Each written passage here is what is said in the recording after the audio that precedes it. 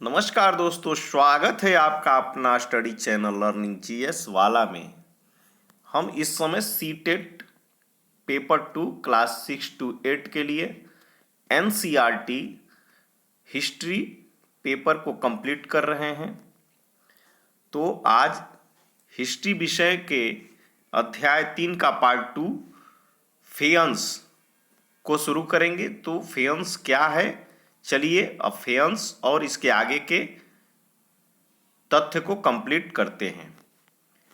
तो फेयंस पत्थर और शंख प्राकृतिक तौर पर पाए जाते हैं, लेकिन फेयंस को कृत्रिम रूप से तैयार किया जाता है। ध्यान रखिएगा, फेयंस को कैसे तैयार किया जाता है? कृत्रिम रूप से। बालू या स्फटिक पत्थरों के चूर्ण को गोंद में मिलाकर उनसे वस्तुएं बनाई जाती थीं। किसका? बालू और स्फटिक पत्थर। उसके बाद उन वस्तुओं पर एक चिकनी परत चढ़ाई जाती थी। इस चिकनी परत के रंग प्रायः नीले या हल्के समुद्री हरे होते थे। कैसे होते थे? नीले या हल्की समुद्री। फेयंस से मनके, चूड़ियां, बाले और छोटे बर्तन बनाए जाते थे। फेयंस से ये वस्तुएं चूड़ी, मनके, बाले और छोटे बर्तन। अब कच्चे माल की खोज में कच्चा माल उन पदार्थों को कहते हैं जो या तो प्राकृतिक रूप से मिलते हैं या फिर किसान या पशुपालक उनका उत्पादन करते हैं। जैसे लकड़ी या धातुओं के अयस्क प्राकृतिक रूप से उपलब्ध कच्चे माल हैं। जब लकड़ी या धातु के अयस्क प्राकृतिक रूप से उपलब्ध होते हैं तो वे कच्चे माल कहे जाते हैं। इनसे फिर कई तरह की चीजें बनाई जाती हैं। मिसाल के तौर पर किसानों द्वारा पैदा किए गए कपास को कच्चा माल कहते हैं। कपास कैसा माल है? ध्यान रखिएगा, तो ये कच्चा माल है, जिससे बाद में कुताई बुनाई करके कपड़ा तैयार किया जाता है। हड़प्पा में लोगों को कई चीजें वहीं मिलती थीं, लेकिन तांबा, लोहा, सोना, चांदी और बहुमूल्य पत्थरों जैसे पदार्थों को वे दूर दूर से आयात करते थे। चलिए आगे चलते हैं। हड़प्पा के लोग तांबे का आयात संभवतः आज के राजस्थान से करते थे। जो आज का राजस्थान है, वहीं से हड़प्पा के लोग तांबे का आयात करते थे। यहां तक कि पश्चिम एशियाई देश ओमान से भी तांबे का आयात किया जाता था। किस देश से? ध्यान रखिएगा, ओमान देश से। कांसा बनाने के लिए तांबे के साथ मिलाई जाने वाली धातु टीन।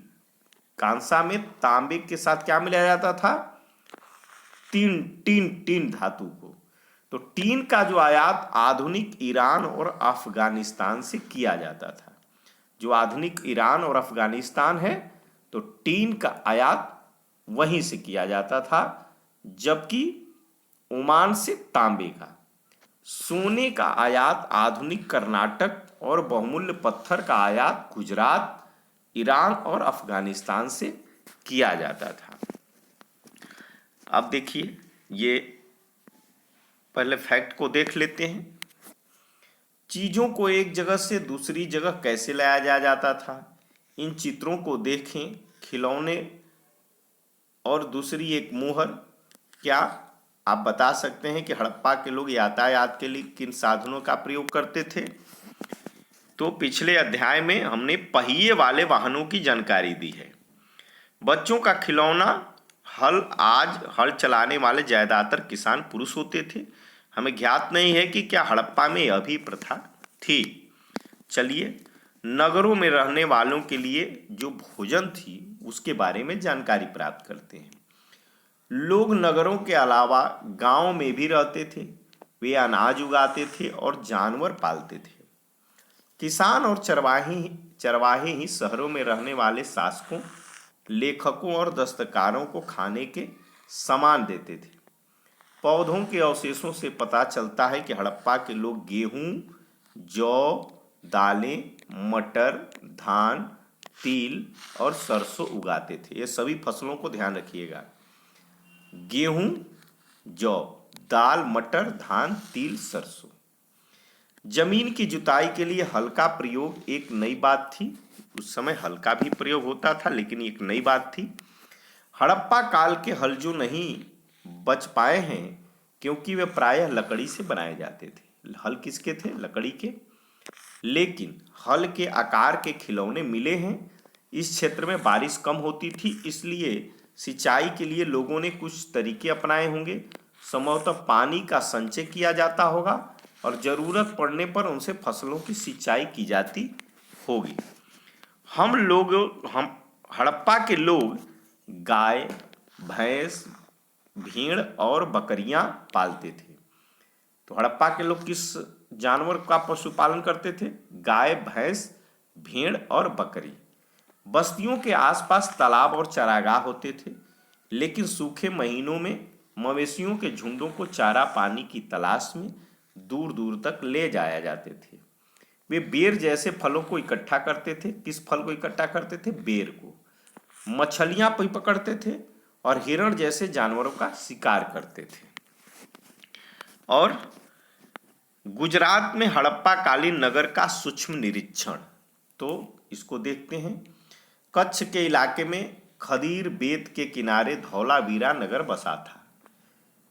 तो कहाँ? कच्छ के इलाके में खदीर बेत के किनारे धौलावीरा नगर कहाँ बसा था? तो खदीर बेत। वहां साफ पानी मिलता था और जमीन उपजाऊ थी। जहां हड़प्पा सभ्यता के कई नगर 2 भागों में विभक्त थे, वहीं धौलावीरा नगर को 3 भागों में बांटा गया था। तो धौलावीर नगर को कितने भागों में बांटा गया था? तो 3। इसके हर हिस्से के चारों ओर पत्थर की ऊंची ऊंची दीवार बनाई गई थी। इसके अंदर जाने के लिए बड़े बड़े प्रवेश द्वार थे। इस नगर में एक खुला मैदान भी था जहां सार्वजनिक कार्यक्रम आयोजित किए जाते थे।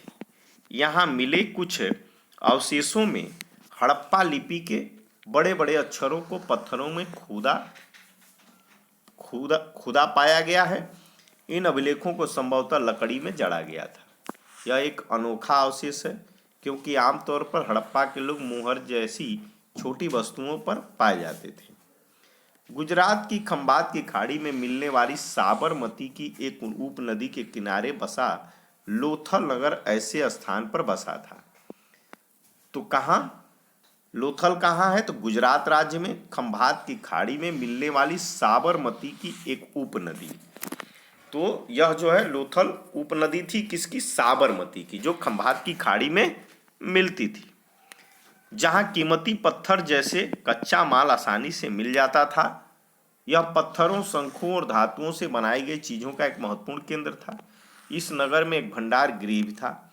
इस भंडार गृह से कई मुहरे और मुद्रांकन या मुहरबंदी गीली मिट्टी पर दबाने से उनकी छाप मिले।